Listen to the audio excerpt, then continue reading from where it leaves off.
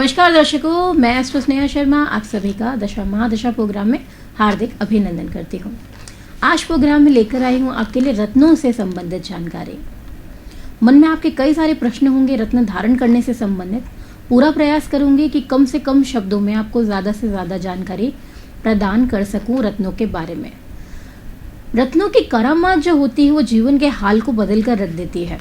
यानी जिस स्थिति में अभी आप हैं, अगर असंतुष्ट है, रत्न को धारण करेंगे तो धीरे धीरे परिवर्तन उसमें आना शुरू होगा। लेकिन रत्नों में परिवर्तन या रत्नों से परिवर्तन हमें किस प्रकार प्राप्त हो सकता है हमारे जीवन में, उसके लिए सबसे पहला आपको ये प्रोग्राम देखना भी होगा और इसको समझना भी होगा। रत्नों के बारे में, सभी रत्नों से संबंधित जानने के बारे में आपको सबसे पहले ये समझना होगा कि रत्न काम कैसे करते हैं, कि इसको धारण करने से हमें हमारे जीवन में क्या क्या फल देखने को मिल सकते हैं, इसे धारण कैसे करना चाहिए और इसको धारण करना उंगलियों में सबसे ज़्यादा अच्छा है या फिर इसे गले में धारण करना ज़्यादा अच्छा है, या फिर किस तरीके से इन्हें धारण किया जाए जो हमें ये शुभ परिणाम दे। तो रत्न क्या है, सबसे पहले इसे समझना पड़ेगा। कुछ रत्न जो होते हैं वो खनिज होते हैं, मीन्स चट्टानों से निकलने वाले होते हैं, कुछ वनस्पति के रूप में हमें प्राप्त होते हैं और कुछ रत्न जो होते हैं वो हमें समुद्र से मिलते हैं। यानी यूं कहा जाए जो रत्न है वो हमें कहाँ से प्राप्त होते हैं, प्रकृति से प्राप्त होते हैं। तो क्या है, प्रकृति हमें ये प्रदान करती है। जो असली रत्न होते हैं, शुद्ध रत्न होते हैं, वो प्रकृति द्वारा ही प्राप्त होते हैं। जो मानवीय रूप से बनाए जाते हैं यानी कि मैन्युअली बनाए जाते हैं, उन रत्नों से फर्क हमें प्राप्त नहीं होता है। ज्योतिष शास्त्र की बात करें तो रत्नों में दैवीय शक्ति जो है वो समाहित है, जिससे मनुष्यों का यानी कि हम मानवों का कल्याण होता है। पुराने समय में बात करें हम तो इसे उपचारों के लिए भी प्रयोग किया जाता था। इसकी भस्म को लेके कई सारी औषधियां भी बनती थी जिससे लोगों को काफी लाभ प्राप्त होता था, जो शरीर को स्पर्श कराने के माध्यम से ही व्यक्ति को यहाँ पर लाभ पहुंचा देती थी। अब इसका सकारात्मक आपको प्रभाव मिलेगा या नकारात्मक प्रभाव मिलेगा तो वो कैसे मिलेगा, ये पूरा का पूरा डिपेंड करता है व्यक्ति के ऊपर कि कैसे व्यक्ति ने उसे धारण किया है। रत्न का चुनाव सही होना चाहिए। सबसे पहली बात, आप कोई भी रत्न धारण करते हैं तो उसका चुनाव सही होना चाहिए। अब चुनाव सही है या नहीं है ये कौन बताएगा, आपको जानकारी कौन देगा, जो इसका विशेषज्ञ होगा। यानी कि रत्न संबंधित जानकारी का विशेषज्ञ ही आपको सही सलाह दे सकता है। यानी कि एक एस्ट्रोलॉजर, एक ज्योतिषीय जो आपको यहाँ पर पूरा परामर्श दे सकता है कि आपके लिए कौन सा रत्न शुभ है, कौन सा अशुभ रहेगा, किसे धारण करना चाहिए, किसे धारण नहीं करना चाहिए। ये या तो आपकी कुंडली के माध्यम से निकलेगा या फिर आपकी हस्तरेखा से। ऑल्टरनेटिव तरीके कई सारे, उसके बारे में भी चर्चा करेंगे हम हमारे इस प्रोग्राम में। रत्नों के अंदर एक चुंबकीय शक्ति होती है। यूं कहें कि रत्न जो है वो उपचार के दृष्टिकोण से बहुत ज्यादा लाभकारी है, चाहे वो हमारे हेल्थ के लिए हो, हमारे वेल्थ के लिए हो, हमारे प्रोस्पेरिटी के लिए हो, या फिर हमारे फेम के लिए हो, करियर के लिए हो, एजुकेशन के लिए हो, या मैरिड लाइफ के लिए हो। ऑल ओवर बात की जाए तो ये हमारी लाइफ में जितनी भी प्रॉब्लम्स आती हैं उन सबको दूर करने में काफी सहायक होता है। जैसे 7 ग्रह, वैसे ग्रह 9 होते हैं, लेकिन 2 ग्रह जो हैं राहु और केतु वो छाया ग्रह हैं। तो इसीलिए मुख्यतः 7 ग्रह की बात करेंगे, 7 रंगों की बात करेंगे, 7 सुरों की बात करेंगे, 7 दिनों की बात करेंगे, यहाँ पे 7 चक्रों की बात करेंगे, 7 ग्रंथियों की बात करेंगे। तो यहाँ पर हम बात 7 महत्वपूर्ण रत्नों की भी करेंगे। राहु और केतु रत्न की यहाँ पर अभी हम बात नहीं कर रहे हैं, लेकिन वह भी काफी प्रचलित है। 7 ग्रहों के बाद 2 ग्रह जो और हैं उनके भी रत्न काफी प्रचलित है। जैसे पहले हम बात करें यहाँ पर ग्रहों की तो पहला हो गया माणक्य, उसके बाद में हो गया मूंगा, फिर मोती, पन्ना, पुखराज, हीरा और नीलम। ये सभी के सभी 7 रत्न जो है वो काफी प्रचलित है, आप सभी ने इनके बारे में सुन रखा होगा। इसके अलावा इनके कई सारे सब्स्टिट्यूट भी हैं इन रत्नों के, जिसे भी धारण करके लाभ पाया जा सकता है। और जो 2 और रत्न बचते हैं यानी राहु और केतु के रत्न, वो कौन से हो गए, वो हो गए गोमेद और लहसुनिया। हमारे कार्यालय पे ऐसे कई सारे व्यक्ति आते हैं जिनके कुछ ऐसे सवाल होते हैं, तो उनके अगर ऐसे सवाल है तो निश्चित तौर पे आप लोगों के मन में भी ऐसे सवाल आते ही होंगे कि सबसे पहली बात कितने सारे व्यक्तियों के मन में ऐसा सवाल आता है कि रत्न को धारण बिल्कुल ऐसे करना चाहिए कि वो आपकी उंगली से गड़ के आपको प्रभाव देता है। कई सारे लोगों के मन में ऐसे सवाल आते हैं, उन्होंने ऐसा सुन भी रखा है कि रत्न यदि गड़ के यानी आपकी उंगली से बिल्कुल लग के होना चाहिए तभी वह फर्क देता है, यानी स्पर्श नहीं हो रहा है रत्न। अब स्पर्श कराने के लिए यानी उसको आप इस तरीके से बनवाए कि वो आपकी उंगली में रगड़ के आना शुरू हो जाए। तो रत्न का स्पर्श करने का मतलब क्या होता है, सबसे पहली बात आपको ये समझनी पड़ेगी। इस प्रकार की जानकारी आपको कोई भी प्रदान नहीं करेगा, क्योंकि ये बिल्कुल क्या है, मूल जानकारी है किसकी, रत्नों के बारे में। अगर आपको रत्न धारण करके लाभ पाना है तो सही जानकारी यही है कि रत्नों के स्पर्श का मतलब क्या होता है, इसको आपको समझना पड़ेगा। रत्न स्पर्श का मतलब होता है कि आपकी बॉडी से उसका टच होना, ठीक है, जिससे आपके शरीर में ऊर्जा का जो है वो क्या हो, प्रवाह हो।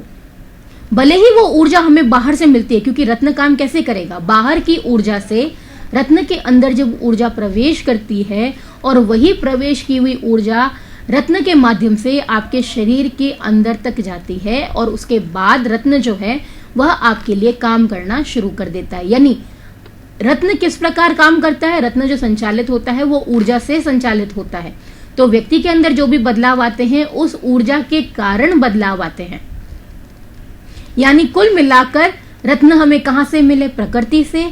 तो बदलाव भी हमें कौन देगा हमारे जीवन में, प्रकृति देगी, क्योंकि प्रकृति से ही प्रकृति मिलकर आपके जीवन में परिवर्तन लाने का काम करती है। रत्न स्पर्श का अर्थ काफी लोगों ने ये मान लिया कि रत्न बिल्कुल गड़ के टच होना चाहिए उंगली पर, लगातार वो गड़ रहा हो तो उसको स्पर्श कहा जाएगा। तो ऐसे कई महानुभाव हमारे पास भी आते हैं कार्यालय पर, जो सीधा यही बोलते हैं कि ये बिल्कुल टच नहीं कर रहा है, यानी गड़ नहीं रहा है, तो ये असर कैसे देगा। तो सबसे पहली बात, अगर वो गड़ रहा है आपके हाथ में, तो जो चीज गड़ रही है, आपको तकलीफ दे रही है, वो फायदा आपको कैसे कर सकती है, सोचने की बात है। जैसा मैंने आपको पहले ही बताया कि रत्न काम कैसे करते हैं, किस पद्धति से करते हैं, तो तरीका इसका सिंपल सा है। वो ऊर्जा लेंगे, रत्न के अंदर ऊर्जा जाएगी, वो दोनों ऊर्जाएं मिलकर आपके शरीर के अंदर प्रवेश करेंगी और परिवर्तन देगी। और परिवर्तन कौन करेगा, आप स्वयं करेंगे, लेकिन वो केवल और केवल ऊर्जा को बनाने का कार्य करेगी। हमारा शरीर भी तो ऊर्जा से चलता है, तो वो हमारे शरीर से नेगेटिव एनर्जी को निकालकर उस पॉजिटिव एनर्जी को बढ़ाने का काम करेगी, जो आपको आपके गोल्स को अचीव करने में मदद करते हैं। तो इस प्रकार काम करते हैं यहाँ पे रत्न और रत्नों का स्पर्श। ना कि रत्न जो है वो आपकी उंगलियों में आपने धारण किया, उसको लगातार गाड़ गाड़ कर आप पहन रहे हैं, तो इससे क्या होगा, अगर वो लगातार आपकी उंगली पर गड़ रही है, जिसको आप क्या मान के चल रहे हैं कि वो स्पर्श है, इससे आपकी उंगली में घाव हो जाएगा। उसके बाद आपकी उंगली का ब्लड सर्कुलेशन रुकना भी शुरू हो जाएगा, जिसके वजह से आपने कई बार देखा होगा, आप ऐसी अंगूठी अपने हाथ से निकालते हैं बाहर, तो वहां का एरिया बिल्कुल खराब हो चुका होता है। वो होता है अत्यधिक प्रेशर के कारण आपकी उंगली में, क्योंकि वहां पर एयर पास नहीं होती है, इसीलिए धीरे धीरे करके वहां की स्किन जो है वो डैमेज होना शुरू हो जाती है। और कई बार रत्नों के कारण हाथ में सूजन और छाले भी आ जाते हैं। जो लोग इस तरीके की बात को सोच के चलते हैं कि रत्न का अर्थ ही क्या होता है कि आपकी उंगली में लगातार गड़ के बने, जबकि वो गड़ नहीं रही है, वो आपकी उंगली को खराब कर रही है, तो वो आपको फायदा नहीं दे सकती। इससे आपको उलझन ही होगी। और बल्कि जो आप यहाँ पर पॉजिटिव एनर्जी के लिए जिस वजह से आपने इसको धारण किया था, वो पॉजिटिव एनर्जी नहीं बना के आपकी तकलीफ के साथ में उसमें नेगेटिव एनर्जी और बढ़ाने का कार्य करेगी, जिसके वजह से कई बार लोगों को ऐसा लगता है कि उन्हें वो रत्न सूट नहीं कर रहा, अनईजी हो रहा है। अनईजी इसीलिए हो रहा है क्योंकि उंगली आपकी कंफर्टेबल नहीं है। इस वजह से भी कई बार लोगों को ऐसी दिक्कतें महसूस होती हैं, क्योंकि ब्लड सर्कुलेशन रुकेगा, अनईजी होगा तो माइंड बार बार डाइवर्ट करेगा, वहां पे आपको बार बार स्ट्राइक करेगा कि उसको अनईजी फील हो रहा है। जैसे उदाहरण के रूप में मान के चलिए कि आपको बनवाना है हीरे की अंगूठी, तो हीरा क्या होता है, अक्सर नीचे से नुकीला होता है। अगर आप उसे गड़वा के बनवाएंगे तो क्या होगा, सोच सकते हैं आप। हीरा सबसे ज्यादा स्ट्रॉन्गेस्ट यहाँ पर सब्सटेंस में से आता है। अगर वो लगातार आपकी स्किन में गड़ेगा तो आपकी उंगली के अंदर जो आपकी स्किन है उसमें खड्डा हो जाएगा। तो कुछ ऐसे रत्न भी होते हैं जो नुकीले होते हैं, तो वो केवल केवल आपको क्या पहुंचा सकते हैं, यहाँ पे नुकसान ही पहुंचा सकते हैं। तो इसीलिए इस तरह की भ्रांति को अपने ऊपर हावी होने ना दें। अगर वो रत्न आपको टच नहीं भी कर रहा है, लेकिन उसको ऐसे बनवाया गया हो, जिस प्रकार आप देख सकते हैं ये अंगूठी बनी हुई है, ये बिल्कुल भी यहाँ पर अंदर की ओर से गढ़ के स्पर्श नहीं हो रही है, लेकिन इसके किनारे बिल्कुल पैक है, वो यहाँ से ओपन नहीं होना चाहिए। तो मान लीजिए बाहर से जो भी यहाँ पर अपने को ऊर्जा मिलती है, वो ऊर्जा सीधा इस रत्न में जाकर सीधा अंदर से स्पर्श करती है। यानी यहाँ पर बात की जाए ऊर्जा का आपकी स्किन से स्पर्श होना, आपकी बॉडी से स्पर्श होना, ना कि रत्न गढ़कर टच हो। तो इन दो चीजों में हमेशा यहाँ पे डिफरेंस है, समझने का फेर है, जिस वजह से इस प्रकार की भ्रांति जो है वो बन गई। रत्न को धारण करना चाहिए, लेकिन कैसे धारण करना चाहिए, उसका सही तरीका क्या है? तो सबसे पहली बात, रत्न संबंधित जानकारी आपको पूरी होनी चाहिए कि आप किन किन नियमों के तहत रत्नों को धारण कर सकते हैं। तो सबसे पहली बात तो ये आती है कि कई बार व्यक्ति बोलता है कि बोलते नाम से धारण किया जाए, कुंडली से धारण किया जाए, या फिर अपनी डेट ऑफ बर्थ से धारण किया जाए। तो इस तरीके का कंफ्यूजन भी आपके मन में रह सकता है, तो इस कंफ्यूजन को भी मैं आपके दूर कर देती हूँ। तो सबसे पहली बात, रत्नों को धारण कैसे करना चाहिए। मान लीजिए किसी व्यक्ति के पास उसके जन्म की तारीख, समय या स्थान नहीं है, उसको कोई भी अपने बारे में जानकारी है ही नहीं, तो ऐसी स्थिति में जातक क्या करे, क्योंकि कुछ भी उसको अपने बारे में मालूम है ही नहीं। तो उस केस में उसे क्या करना चाहिए? सबसे पहला काम तो ये कि वो अपने बोलते नाम से, जो प्रचलित नाम है उसका, उससे वो राशि रत्न अपना धारण कर सकता है, तभी उसे कहा जाता है हमारा राशि रत्न। दूसरा तरीका, न्यूमरोलॉजी के अकॉर्डिंग, अगर आपको अपने बारे में कुछ भी मालूम नहीं है, कुछ भी पता नहीं है, तो दूसरा ऑल्टरनेटिव तरीका होता है न्यूमरोलॉजी से। आप अपनी जन्म की तारीख से अपने रत्न को धारण कर सकते हैं, जो उसका मूलांक आ रहा है उसके अनुसार, या फिर जो आपकी समस्या आ रही है उसके अनुसार, न्यूमरोलॉजी के अकॉर्डिंग आप उसे धारण कर सकते हैं। तीसरा प्रोसेस ये रहा हस्तरेखा का। मान लीजिए आपके पास जन्म की तारीख नहीं है, बोलते नाम से भी आप नहीं करना चाहते हैं, तो सही तरीका फिर रहता है आपकी हस्तरेखा का। हस्तरेखा दिखाकर आपकी जो समस्या चल रही है, या फिर आप जीवन में ग्रोथ चाहते हैं, तो हस्तरेखा के अकॉर्डिंग आप रत्नों को धारण कर सकते हैं। लाल किताब पद्धति भी है यहाँ पर, उसका भी सहारा लिया जा सकता है, लेकिन उसके लिए भी आपको जन्म की तारीख, समय, स्थान मालूम होना जरूरी है। उसके अलावा आपकी कुंडली के आधार पर आप अपने रत्नों को धारण कर सकते हैं। दशा के अनुसार भी रत्न को धारण किया जा सकता है। अब रत्नों को धारण करने की सलाह हम लोग कब देते हैं? काफी व्यक्ति बोलते हैं कि पंडित जो होते हैं, एस्ट्रोलॉजर्स जो होते हैं, वो रत्न धारण करने के लिए बोलते हैं। तो किन ग्रहों के रत्नों की सलाह दी जाती है धारण करने के लिए? सबसे पहले बात, ग्रहों की डिग्री अगर कमजोर हो, जैसे हम अंश बल कहते हैं, अगर वो कमजोर है तो उस केस में आपको रत्नों को धारण करने की सलाह दी जाती है। हम भी देते हैं, क्यों? इससे ग्रहों का जो बल होता है वो और ज्यादा मजबूत होता है। इससे आप उस ग्रह का जो एनर्जी लेवल है, जो आपके अंदर कमी है, जिस वजह से वो दिक्कत आ रही है, तो वो उसको बैलेंस करने का काम करती है। जो ग्रह अस्त हो रहा है, तो अस्त ग्रह को ऐसे समझेंगे आप कि ग्रह ने अपने कार्य करने की क्षमता को खो दिया है।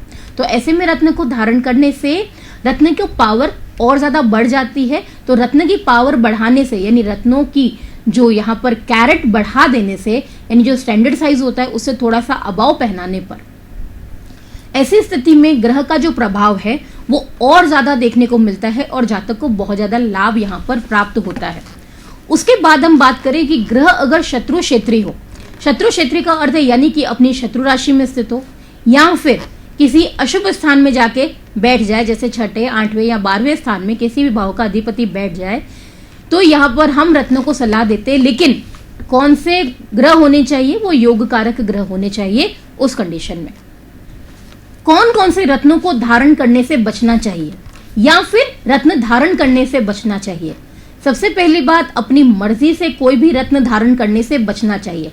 आपने कोई भी प्रोग्राम देख लिया, कहीं पर कोई ऐसा प्रोग्राम देख लिया जो राशियों से संबंधित है या रत्नों से संबंधित है, बिना किसी से पूछताछ किए या बिना किसी से कंसल्ट किए आपने उस रत्न को ऑर्डर करके पहन लिया, तो ये हो जाएगा नुकसान वाला काम आपके लिए। तो यहाँ पर आपको काफी चांसेस हैं कि वो रत्न आपको सूट ना भी करे। क्यों? क्योंकि उसे आपने अपनी मर्जी से धारण किया है, इस वजह से।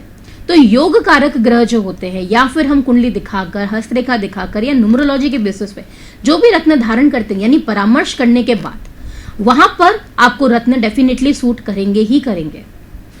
दूसरा, मारक स्थान के ग्रहों को धारण करने से बचना चाहिए। जो मारक स्थान है वहां पर जो ग्रह है उससे संबंधित रत्न धारण नहीं करने हैं, जैसे कुंडली के दूसरा भाव और सातवां भाव।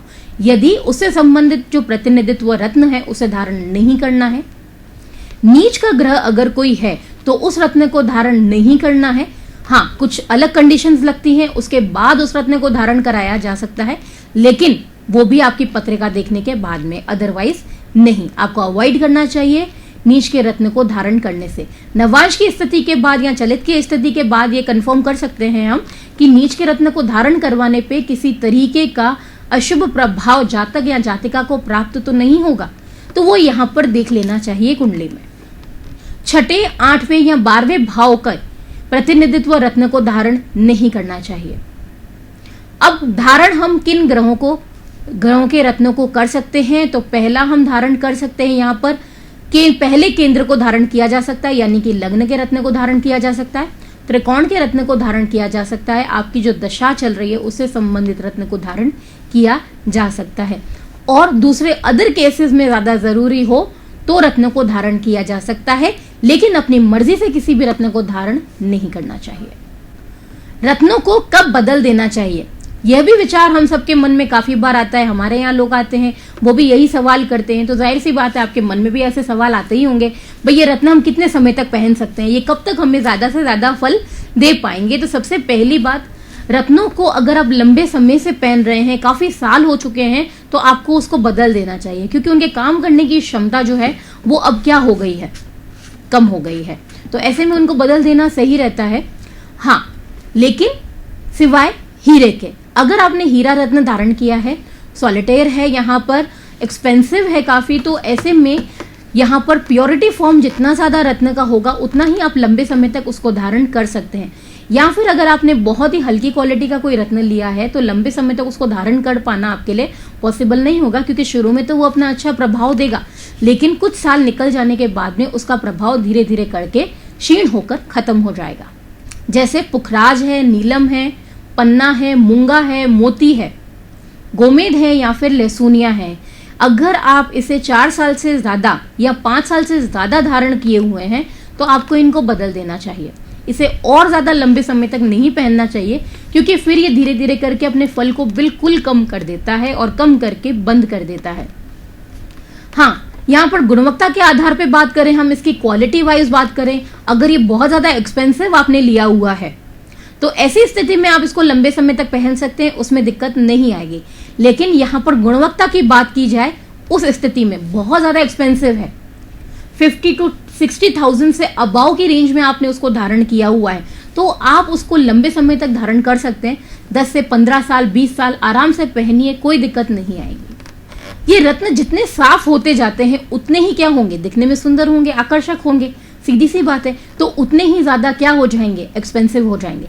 जितनी ज्यादा इनके अंदर फिनिशिंग आती है उतना ही ज्यादा ये एक्सपेंसिव होते चले जाते हैं। फॉर एग्जाम्पल हम यहाँ पे पुखराज का ले सकते हैं, नीलम का ले सकते हैं और पन्ने का भी ले सकते हैं। पन्ना बिल्कुल साफ मिलना बहुत ज्यादा मुश्किल होता है, उसमें कहीं ना कहीं झाइयाँ मिली जाएगी।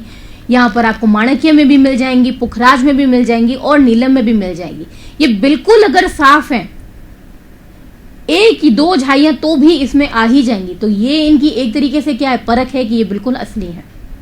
एकदम आप बिल्कुल इसमें देखेंगे कि बिल्कुल पारदर्शिता आ रही है, या तो वो बहुत ज्यादा महंगे होंगे, बजट मान के चलिए 50, 60, 1 लाख अराउंड, तो बिल्कुल आपको यहाँ पर पारदर्शी मिल सकते हैं।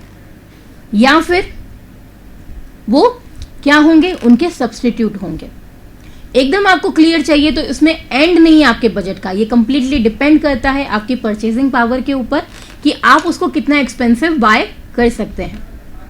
इन रत्नों से संबंधित बात करें तो कई सारी पौराणिक कहानियां यहाँ से जुड़ी हुई है, जैसे कि हम सबने भी सुनी होगी समुद्र मंथन की कहानी।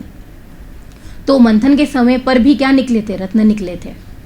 एक और कहानी भी प्रचलित है, महर्षि दधीच की कहानी। इसके बारे में भी हम सबको मालूम है कि उन्होंने क्या की थी, अपनी हड्डियों का दान किया था जिससे वज्र बन सके, ये हम सब भी जानते हैं। तो अग्नि पुराण के अनुसार वज्र के निर्माण करते हुए जो अस्थि की भस्म गिरी थी, वो जिस जिस हिस्से में गिरी थी वहां वहां पर हीरे की खानें बन गई थी, ऐसा कथा के अनुसार अग्नि पुराण में कहा गया है। ऐसी और भी कई सारी पौराणिक कहानियां जो हैं वो प्रचलित हैं रत्नों से संबंधित। कई सारे प्रश्न हमारे मन में ऐसे भी आते हैं कि सबसे ज्यादा अच्छा क्या रहता है हमारे लिए, हम उसको रिंग के रूप में पहने, लॉकेट के रूप में पहने, या फिर अपने कानों में बालियां बना के पहने। अब रत्नों को किस तरीके से, क्या सही तरीका है धारण करने का? तो देखिए सबसे अच्छा तरीका तो देखिए यहाँ पर है, आपकी उंगली भी है, आप उसको गले में पहन सकते हैं। अगर आप उसको इयरिंग के रूप में पहनना चाहते हैं तो यहाँ पर इयरिंग में आपको स्पर्श नहीं मिलेगा, क्योंकि इयरिंग में पीछे का हिस्सा क्या हो जाता है, बंद हो जाता है। इसलिए आप उसको इयरिंग में ना पहने तो ही आपको अच्छी सलाह दी जाएगी, क्योंकि इयरिंग बनाने के लिए उसके पीछे ग्रिप आएगी और वो पीछे से आपको स्पर्श नहीं कर पाएगा। तो ऐसे में यहाँ पे ऊर्जा जो है वो बाधित होती है, जो सीधे तरीके से हम तक नहीं पहुंच पाती है। तो दो साधन यहाँ पे हमारे लिए सबसे अच्छे रहते हैं। एक रहता है हमारा गला, यानी एज अ लॉकेट के रूप में हम उसे पहन सकते हैं, दूसरा हम उसे रिंग के रूप में पहन सकते हैं। अब दोनों में सबसे ज्यादा बेस्ट कौन सा है? तो दोनों में सबसे ज्यादा बेस्ट बात की जाए तो हमारा गला रहता है, क्योंकि गले में उसकी शुद्धि जो होती है रत्न की वो हमेशा बरकरार रहती है कंपैरेटिवली हमारे हाथ के। क्योंकि अगर हम उसे हाथ में धारण करते हैं, हाथ में धारण करना भी गलत नहीं है, लेकिन उसकी जो यहाँ पर सिद्धि होती है वो धीरे धीरे करके जल्दी खत्म हो जाती है। कारण क्या रहता है, हम उसे हमारे वर्किंग हैंड में पहनते हैं। सबसे पहली बात, रत्नों को धारण ही उनके वर्किंग हैंड में किया जाता है। तो हाथ में धारण करने से हाथ कई बार काफी अशुद्ध स्थानों को छू जाता है। तो ऐसी जगहों पर टच करने से उसकी जो मंत्रित शक्ति होती है वो धीरे धीरे करके क्षीण हो जाती है और उसका प्रभाव धीरे धीरे करके जल्दी काम करना वो रत्न बंद कर देता है। इसीलिए यदि वो हमारे गले में पहना जाए, क्योंकि गला सबसे ज्यादा पवित्र स्थान माना जाता है, क्योंकि नाभि से ऊपर का स्थान जो रहता है वो सबसे ज्यादा पवित्र रहता है।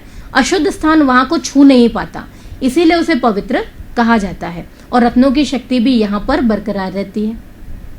तो आज हमने ये तो जाना है रत्नों से संबंधित जानकारियों के बारे में कि रत्नों से संबंधित कैसे भी प्रश्न हो, जवाब हमारे पास हमेशा यही रहेगा कि रत्न आप कोई भी धारण करते हैं, अपनी मर्जी से धारण ना करें। हाँ, अगर रत्न संबंधित आपके मन में भी कई सारे प्रश्न हैं रत्नों को लेकर, सबसे पहली बात तो आप क्या करें, अगर आप हमारा प्रोग्राम देख रहे हैं तो आप नीचे कमेंट बॉक्स पर उसको मेंशन कर सकते हैं, या फिर आप हमसे कॉल करके भी पता कर सकते हैं रत्न संबंधित कि रत्नों को धारण करने का तरीका, सही तरीका क्या है और कौन सा रत्न आपके लिए सबसे ज्यादा अनुकूल रहेगा। आने वाले समय में, यानी आने वाले हमारे जितने भी प्रोग्राम्स है उसमें हम सिर्फ और सिर्फ रत्नों की चर्चा करेंगे कि ये रत्न हमारे लिए कितने लाभकारी हो सकते हैं, कि ये रत्न किस प्रकार हमारे जीवन में परिवर्तन को लेके आते हैं और कौन सा रत्न हमारे लिए हमारे भाग्य की गति को बदलने में सहायक होता है। हम हमारे जीवन में कर्म तो करते हैं, लेकिन उस कर्म से हमें कितना फल प्राप्त हो रहा है उसका संबंध जुड़ा हुआ होता है हमारे भाग्य के साथ में। अब कर्म के साथ भाग्य की गति भी यदि बलवान हो जाए तो जीवन में हम हर सफलता को प्राप्त कर सकते हैं, और उस सफलता को प्राप्त करने के लिए सबसे अच्छा तरीका होता है रत्नों का। क्योंकि रत्न क्या करते हैं, जैसा मैंने आपको पहले बताया, हमारे शरीर में ऊर्जा को बढ़ाते हैं। तो इसी ऊर्जा को हमारे शरीर में बढ़ाने के लिए कौन सा सही रत्न रहेगा, ये हम चर्चा करेंगे आने वाले हमारे प्रोग्राम्स में। इसीलिए देखते रहिए हमारा प्रोग्राम दशा महादशा। नमस्कार।